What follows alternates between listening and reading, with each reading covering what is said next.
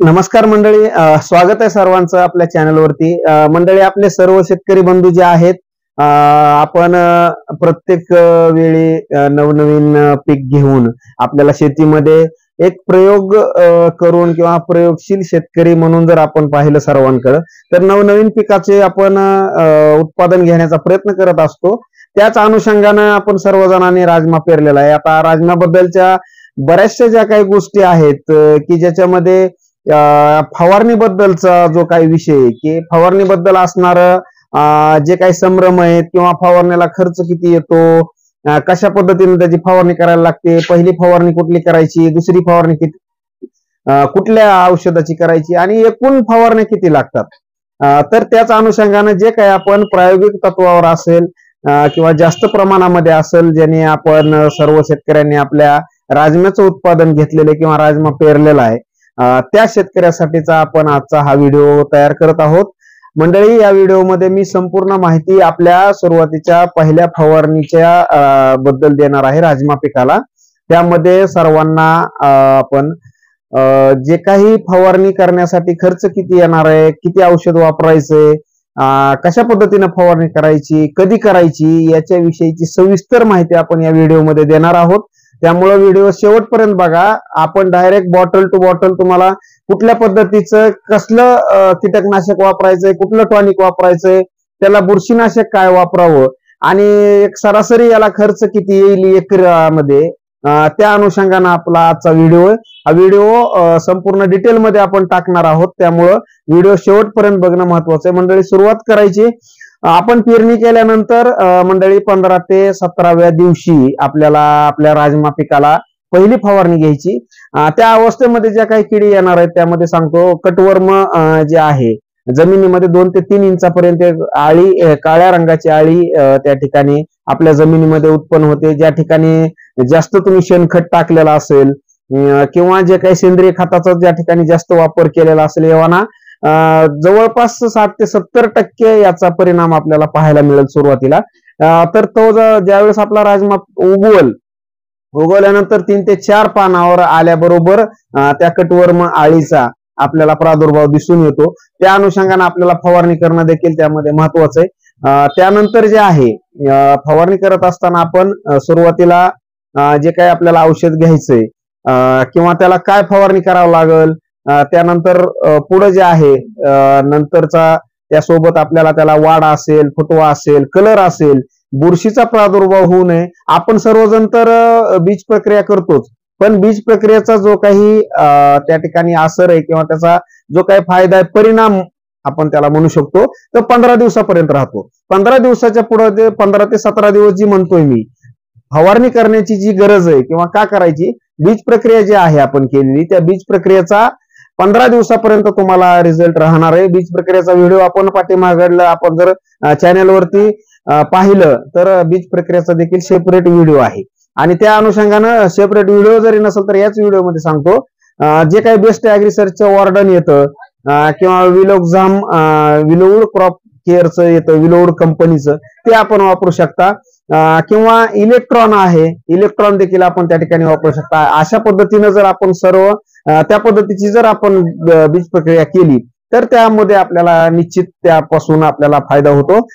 Electron जे आहे किंवा वॉर्डन आहे त्याचं 1 किलोला 2 ml चं प्रमाण त्या ठिकाणी आपण घेऊन बीज प्रक्रिया करणं महत्वाचं आहे. त्यामध्ये पाणी वगैरे मिक्स करायची गरज नाही, डायरेक्टली तुम्ही आपण अप्लाय करायचे. आपण वळूयात आपल्या मेन विषयाकडे. मंडळी, पहिली फवारणी जी काही तुम्हाला मी सांगतोय 15 ते 17 किंवा हायली 15 ते 20 दिवसाच्या दरम्यान घ्यायची. त्यामध्ये सुरुवातीला तुम्हाला सांगतोय, जर आपल्याला त्या ठिकाणी कटवर्म किंवा जी काही आळी मी सांगतोय त्या जर आळीचा आपल्याला प्रादुर्भाव आढळला तर त्या ठिकाणी हे जे पाहताय सर्वांच्याच ओळखीचं आहे. आता हे जे आहे कंपनी त्यानुसार जी कंपनी आहे आपली त्यानुसार पाटील बायोटेक कंपनीची लिंबोळीचा अर्क आहे आपला. हा आपण कुठल्याही चांगल्या कंपनीचा घेऊ शकता. माझ्याकडे हा उपलब्ध आहे म्हणून हा दाखवतोय. असं काही कंपनी नाही, कंपनी स्टँडर्ड असावी आणि आपल्याला रिझल्ट देणारी 4-2 शेतकऱ्यांनी आपल्या वापरलेली असावी, सांगण्याचा उद्देश एवढाच आहे. असं काही याच कंपनीचं मी प्रमोशन करतोय किंवा इथून पुढे बी व्हिडिओ मध्ये जे दाखवणार आहे त्यांचं मी प्रमोशन करतोय असा विषय नाही. आपल्याला कुठल्याही कंपनीशी घेणं देणं नाही. कुठल्याही कंपनीला हा व्हिडिओ कंपनीच्या रेकमेंडेशनवर आपण तयार करत नाहीत. आपण हा व्हिडिओ आपल्या शेतकऱ्यांसाठी तयार करतोय. तुम्हाला उदाहरणासाठी माझ्याकडे आता मी कृषी सेवा केंद्र चालक आहे, माझ्याकडे उपलब्ध सर्व गोष्टी आहेत. त्यामुळे मी सांगतोय लिंबोळी अर्क एक घ्यायचा आहे सुरुवातीला आपल्याला. आणि जर कटवर्मचा प्रादुर्भाव असेल तर त्या ठिकाणी हे जे काही क्लोरो आहे हे माझ्याकडे आहे ॲसेट कंपनी, ॲसेट नावानं, ॲस्पेट 50 हे जे आहे नाथसागर कंपनीचं आहे. हे आपण 50 EC मध्ये कुठल्याही कंपनीचं त्या ठिकाणी घेऊ शकता. ह्या दोन्हीचं कॉम्बिनेशन जर मारलं याचा तुम्हाला फायदा सांगतो. हे जे आहे यामध्ये या ठिकाणी 50 EC क्लोरो जर आपण घेतलं किंवा 20 EC देखील घेऊ शकता. 50 EC जर क्लोरो आपण घेतलं तर 50 EC क्लोरो जे आहे 1 लिटरला 2 ml च्या प्रमाणामध्ये आपल्याला फवारणीसाठी घ्यायचंय. मंडळी आता एडिट करायला वेळ नाही, एडिट करत नाहीये, तुम्ही सविस्तर लिहून घेऊ शकता. त्यामध्ये तुम्हाला समजेल या पद्धतीनेच मी या ठिकाणी माहिती सांगत आहे. पहिल्या फवारणीला आपण जे आहे क्लोरो 50 EC घेतलं तर 2 ml ने घ्यायचंय. यामध्ये जर क्लोरो 20 EC असेल आपल्याकडे, क्लोरो 20 EC जर घेतलं तर क्लोरो 20 EC जे आहे ते आपण 3 ते 4 ml त्या ठिकाणी पंपाला घेऊ शकता. याचं काम जे आहे, जे काही कटवर्म हा गॅस पॉइझन आहे, सर्वांनाच माहित आहे. गॅस पॉइझन असल्यामुळं यामध्ये जे काही आपल्या जमिनीमधली आळी असेल ती आळी त्या ठिकाणी पूर्णपणे निघून जाते. यामध्ये आणखी जर जास्त प्रादुर्भाव असेल तर FMC कंपनीचं मार्शल येतं, ते देखील आपण वापरू शकता. मार्शलनं देखील तुम्हाला चांगल्या पद्धतीने कव्हर मिळेल. पण आपला उद्देश जो आहे मंडळी फवारण्या, किंवा मी काही वेगळं सांगत नाही, आपल्या सगळे जे काही दुकानदार असतील, दुकानदार बांधव माझे जे आहेत ते देखील याच पद्धतीने तुम्हाला नियोजन सांगतील. यवना सांगत नसतील असतील तो विषय वेगळा आहे. पण क्लोरो, आता तुम्ही म्हणाल की मार्शल पण सांगताय, क्लोरो पण सांगताय. क्लोरो आपल्याला परवडेबल आहे. एक उद्देश आहे आपल्याला उत्पादन वाढवायचं पण खर्च कमी करून. जर खर्च जास्त करून उत्पादन वाढत असेल तर त्याला अर्थ नाही. त्यामुळं क्लोरो जे आहे 50 EC 50% जर घेतलं तर ते आपल्याला 2 ml प्रति लिटर पाण्याला आपल्याला त्या ठिकाणी वापरायचे. म्हणजे जर तुमचा पंप 20 लिटरचा असेल तर हे आपल्याला 40 ml न वापरायचंय. यानंतर जे आहे आताचा लिंबोळी अर्क मी सांगतोय, हा लिंबोळी अर्क जो आहे झाडामध्ये पूर्णपणे आंतरप्रवाही म्हणून काम करेल.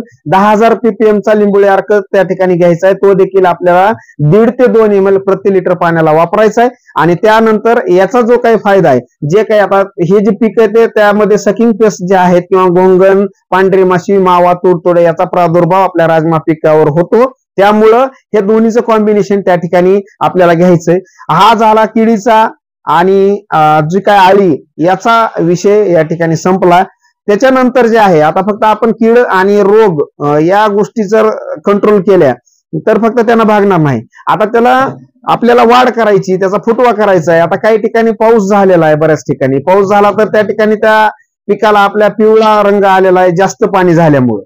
तर त्या ठिकाणी जर आपल्याला जर पिवळेपणा घालवायचा असेल तर त्याला टॉनिकची, मायक्रोन्यूट्रंट किंवा जे काही त्याला सपोर्टेबल जी तुमच्या पिकामध्ये कमतरता आहे, पिवळा कलर झालेला आहे, बऱ्याच ठिकाणी पाणी जास्त झालं, वापशावर जमीन येत असताना आपल्या पिकावर करप्याचा प्रादुर्भाव होतो, किंवा जर जास्त दिवसापर्यंत जर त्या ठिकाणी ओल राहिली तर नाग आळीचा देखील प्रादुर्भाव त्यावर राहू शकतो. म्हणून पिकाची फक्त कीडच आपण कंट्रोल न करता, आता कीड कंट्रोल झाली म्हणजे त्याचा जो रोग आहे किंवा कीड आहे ती संपली, पण त्याला टॉनिक म्हणून किंवा खायला पण द्यायचं आपल्याला, जेणेकरून त्याची वाढ होईल, त्याला कलर येईल. त्यासाठी आपल्याला काय करायचंय, यामध्ये मी 2 तुम्हाला आयटम दाखवतोय. हे आहे पाटील बायोटेक कंपनीचं ऑक्सिजन आणि दुसरं आहे पाटील बायोटेक कंपनीचं मायकोडिल आणि ऑक्सिजन. या दोन्ही पैकी किंवा दोन्ही पण घेतलं तरी चालते, काही प्रॉब्लेम नाही. हे जे आहे मायकोडिल हे सूक्ष्म अन्नद्रव्य आहे, मायक्रोन्यूट्रंट हे पाटील बायोटेकचं आहे. चिलमिक्स पूर्वा कंपनीचं येतं, ते देखील वापरू शकता. हे 3 ml प्रति लिटर पंपाला घ्यायचंय, प्रति लिटर पाण्याला 3 ml न घ्यायचंय. आणि हे देखील प्रति लिटर पाण्याला तुम्हाला 3 ml घ्यायचंय. यानं तुमच्या पिकाची पांढऱ्या मुळीची वाढ होईल, फुटवा होईल, कलर जो काही ड्रॉप झालेला आहे किंवा कलर मध्ये जे काही चेंजेस झालेत ते देखील पूर्णपणे रिकव्हर होऊन तुम्हाला गॅरंटेड रिझल्ट भेटेल. यापैकी दोन्ही कुठलंही एक वापरायचं. जास्त जर पिवळेपणा असेल तर दोन्ही वापरा, जर नॉर्मल असेल तर तुम्ही कुठलंही एक वापरू शकता. ऑक्सिजन आणि मायक्रोन्यूट्रंट मध्ये ऑक्सिजनचं काम वेगळं आहे, मायक्रोन्यूट्रंटचं काम वेगळं आहे. हे टॉनिक स्वरूपात तुम्हाला पिकाच्या वाढीला आणि फुटव्याला मदत करतील, यावाना कलरला देखील मदत करतील. तर त्या अनुषंगाने तुम्ही दोन्ही घेतलं तर प्रॉब्लेम नाही. सेपरेट वापरत असाल 3 ml प्रति लिटर पाण्याला घ्या. जर दोन्ही कॉम्बिनेशन घेतलं तुम्ही आणि तर 2 ml न वापरा. आणि असं नाही की तुम्ही याच कंपनीचं घ्यावं, तुम्ही ग्रोथ प्रोमोटर PGR मध्ये चांगल्या कंपनीचं कुठलंही एक प्रोडक्ट घेऊ शकता. आणि मायक्रोन्यूट्रंट मध्ये हा लिक्विड फॉर्म मध्ये मायक्रोन्यूट्रंट आहे. याच्यामध्ये तुम्ही पावडर फॉर्म मध्ये चिलेटेड मध्ये जे येतं चिलेटेड मध्ये पण घेऊ शकता. पावडर फॉर्म मध्ये कुठल्याही एखाद्या कंपनीचं घ्या, याच कंपनीचं घ्यावं असं काही बंधनकारक नाही. त्यांचा रिझल्ट चांगला असणं आपल्याला महत्वाचं आहे, जेणेकरून आपण वापरलं तर आपल्याला त्याच्यापासून फायदा होईल. ह्या झाल्या गोष्टी, कीटकनाशक झालं, बुरशीनाशक झालं. आता यानंतर जे आहे मंडळी, सगळ्यात महत्वाचं, जास्त पाणी झालं, जर जमिनीमध्ये जास्त बुरशी असेल, पाऊस जास्त झाला तर साधारणतः 20 दिवसापर्यंत आपल्याला सर्वांनी पाहिलं असेल मरीचं प्रमाण त्या ठिकाणी जास्त दिसतं. तर मरीसाठी आपल्याला जे आहे सर्वांच्या परिचयाचं हे जे आहे रोको, सर्वजण आपण पाहताय रोको जे आहे यामध्ये हायपोनेट मिथाइल हा घटक येतो. हे तुम्ही कुठल्याही कंपनीचं, स्टँडर्ड कंपनीचं घेऊ शकता. यापासून तुम्हाला जे काही मर आहे आपल्या पिकामध्ये होणारी, ह्या मरीचा संपूर्ण कंट्रोल त्या ठिकाणी येणार आहे. आणि जर जास्त प्रमाणातच मर असेल तर मेटॅलेक्झिल 35% जो काही घटक येतो, मेटॅलेक्झिल 35% लिहून घ्या. जास्त प्रमाण असेल तर मेटॅलेक्झिल 35% घ्यायचंय. ट्रॉपिकल ऍग्रो सायन्सचं येतं जे आहे मेटॅलिक्स टॅगरॉन 35 नावानं, हे तुम्ही घेऊ शकता किंवा एखाद्या दुसऱ्या कंपनीचं पण घेऊ शकता, काही प्रॉब्लेम नाही. हे सुरुवातीच्या काळामध्ये आपल्याला मर थांबवायला ह्या दोन्ही गोष्टी ज्या आहेत हे आपल्याला 100% कंट्रोल मिळतील. एक तर रोको घ्या किंवा मेटॅलेक्झिल 35% घ्या. रोको घेतलं तर 2 ग्रामनं 1.5 ते 2 ग्रामनं प्रति लिटर पाण्याला घ्यायचंय. मेटॅलेक्झिल जर घेतलं 1 ग्राम प्रति लिटर पाण्याला 1 ते 1.5 ग्राम हायली, रोको 1.5 ते 2 ग्राम आणि मेटॅलेक्झिल 35% जर घेतलं तर 1 ग्राम ते 1.5 ग्राम, जास्तीत जास्त 1.5 ग्राम प्रमाणामध्ये घ्यायचंय. त्यानंतर जे आहे विषय मंडळी, जर त्या ठिकाणी आपल्याला काही प्रमाणामध्ये ढगाळ वातावरण असेल, जास्त आळी जर पानामध्ये जर होल पडलेले असतील तर त्यानंतर तुम्हाला ह्या जे कीटकनाशक आहेत ह्यामध्ये पण आणखी 2 पर्याय देणार आहे. यामध्ये जे आहे हे पाहताय तुम्ही, ऍट्रिक नावानं माझ्याकडे आहे. ऍट्रिक जो काही घटक आहे, हा ऍट्रिक हे जे आहे हे ब्रँड नेम आहे, फक्त हे व्यापारी नाव म्हणजे कंपनीनं दिलेलं नाव आहे. यामध्ये जो घटक आहे हा घटक आहे लॅम्बडा सायलोथ्रिन 4.9% CS फॉर्म मध्ये. CS म्हणजे कॅप्सूल सस्पेन्शन. आता ह्याच्यामध्ये आपण जर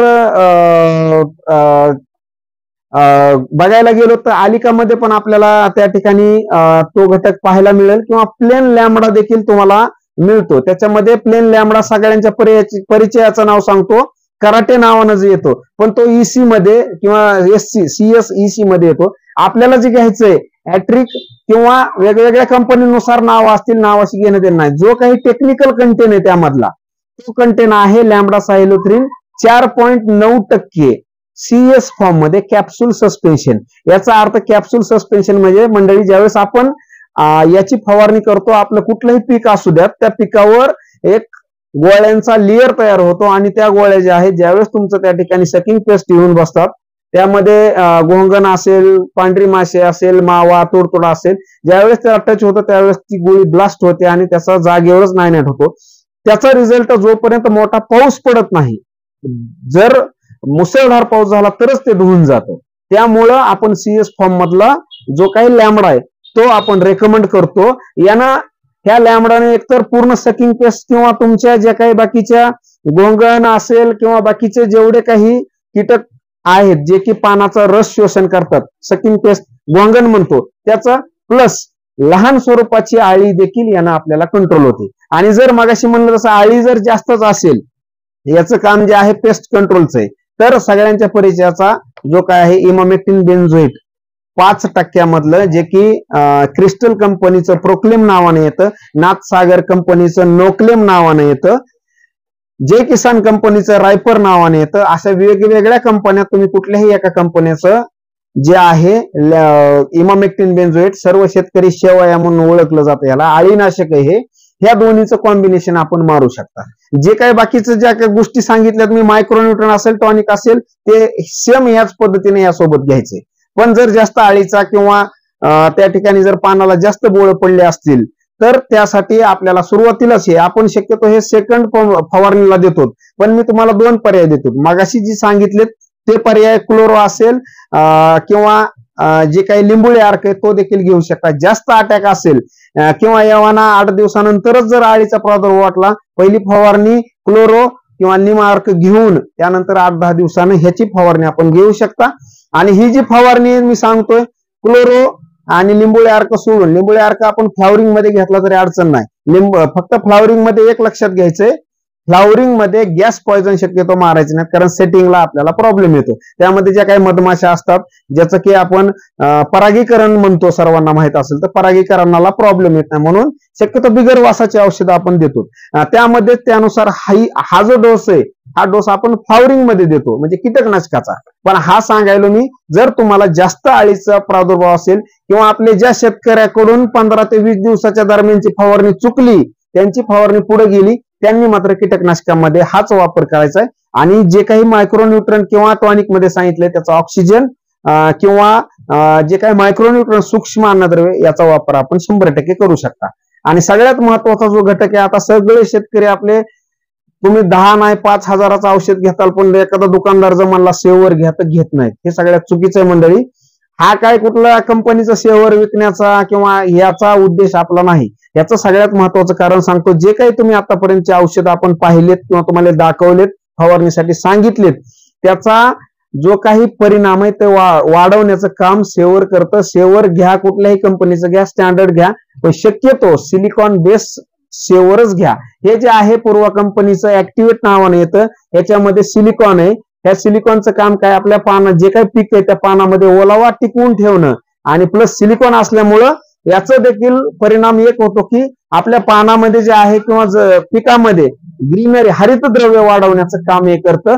प्लस तुमचा जर तुम्ही फवारून गेलात 1 तासानंतर जर पाऊस आला तर हे तुमच्या औषधाचा परिणाम एकही कणभर कमी होऊ देणार नाही. याचं एक कारण आहे, ज्यावेळेस आपण सिलिकॉन बेस स्टिकर किंवा कुठले सेवर असेल ही जर स्टँडर्ड कंपनीचं फवारलं, तर ज्यावेळेस आपण एखाद्या पानावर त्या ठिकाणी फवारणी करतो, अर्ध पान जर त्या ठिकाणी ओलं झालं तर हळूहळू 1 तासाभरात, अर्धा तासामध्ये हळूहळू संपूर्ण पानावर ते औषध पांगलं जातं. आणि हे जेवढे काही कीटकनाशक, टॉनिक, बुरशीनाशक वापरलेत त्या सगळ्याच्या वर ह्याचा लेअर तयार होतो. आणि हा लेअर तयार झाल्यामुळं जरी मोठा पाऊस आला किंवा जरी उष्णता वाढली, सूर्यप्रकाश वाढला आणि जर बाष्पीभवन होईल तर हे बाष्पीभवन होऊ देत नाही, तुमचं औषध धुवून जाऊ देत नाही.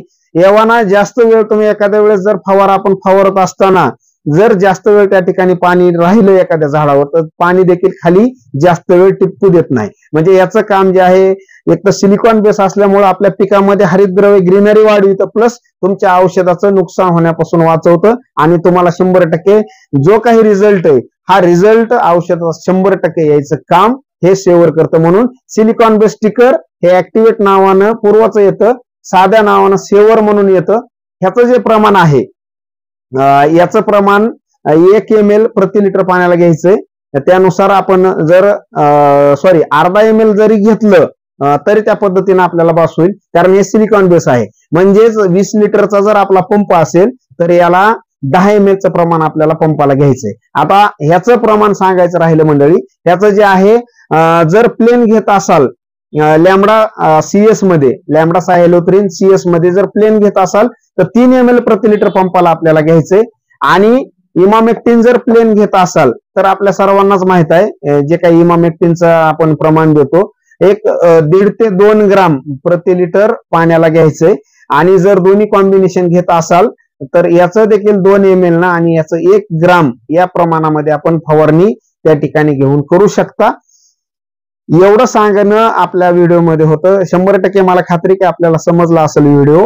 कंपनीचं जर रेकमेंडेशन आहे किंवा हे जे मी औषधं वगैरे आपल्याला दाखवतोय, असं नाही की याच पद्धतीनं घेणं महत्वाचं आहे. 100% एकच प्रयत्न आहे की तुमच्यापर्यंत माहिती योग्य पोहोचवणं, या अनुषंगानेच हा व्हिडिओ केलाय. व्हिडिओ कसा वाटला हे नक्की कळवा. चॅनलला नवीन असाल तर 100% चॅनल सबस्क्राईब करा. इथून पुढे देखील राजमावर आपण जे आहेत व्हिडिओ टाकणार आहोत. हा पहिल्या फवारणीचा व्हिडिओ आहे, पाठीमागे देखील व्हिडिओ टाकलेत.